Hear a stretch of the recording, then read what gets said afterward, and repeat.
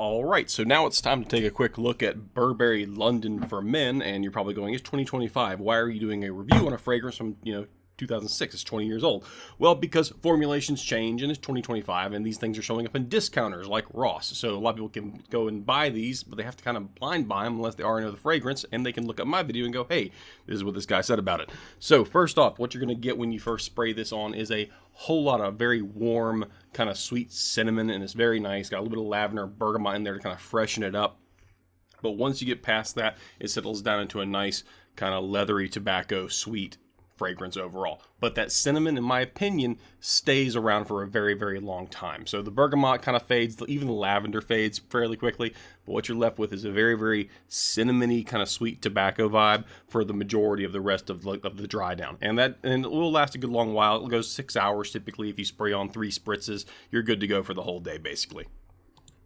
This is an excellent winter fragrance, winter and fall, very nice cold weather fragrance. I will say this about it though, it is a more masculine and more mature masculine fragrance.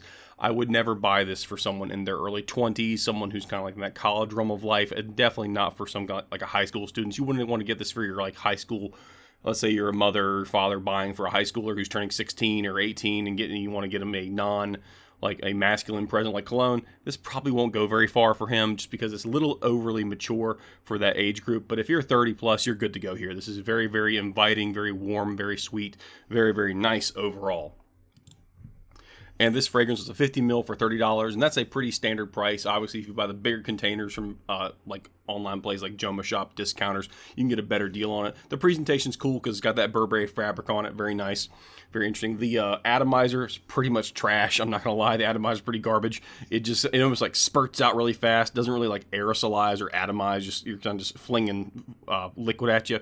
So here he's in the slow mo. Again, it's just very, very quick. Not a lot of liquid comes out with each spray, which might be designed that way because it is a fairly strong opening cinnamon note. But overall, just they cheaped out on the atomizer. But they probably have been using the same set of atomizers they've been using since they released it in '06. So it's a 20-year-old like tradition that they're doing at this point. Now, it smells very, very natural. Does not have much of a synthetic vibe to it at all. So it's very much a natural tobacco and cinnamon kind of smell. There's also oak moss and some wood notes in there that exist, but definitely the tobacco and the cinnamon really do take over and kind of take the show on that one. The tobacco in particular on the dry down lasts for a good long time.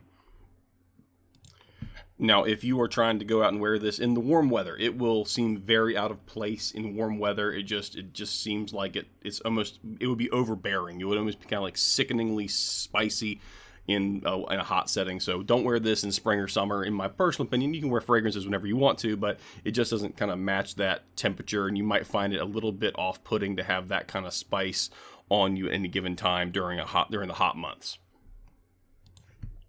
A lot of people out there say when you smell it, it smells very much like Christmas, holiday season, that kind of stuff. And that's really probably what they were more going for here, because you think about, it's called Burberry London. London isn't exactly the warmest place in the world, and I think that was kind of the vibe they were going for. They were going for a very winter-themed scent, and they accomplished it. There's no real negative notes unless you just don't like tobacco or you don't like cinnamon. Other than that, you're pretty much safe to blind buy it for someone who's 25 plus.